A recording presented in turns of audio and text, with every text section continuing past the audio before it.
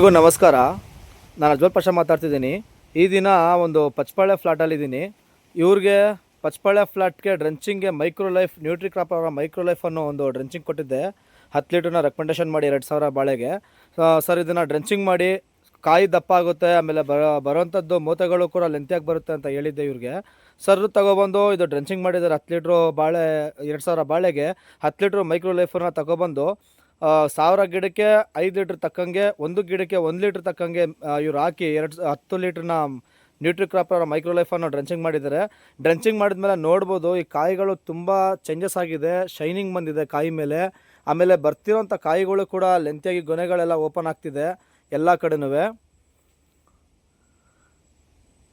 ನೋಡಿ ತುಂಬ ಚೇಂಜಸ್ ಆಗಿದೆ. ಸರ್ಗೆ ಅವ್ರ ಬಾಯಿಂದನೇ ಕೇಳವ. ಸರ್ ನಮಸ್ತೆ.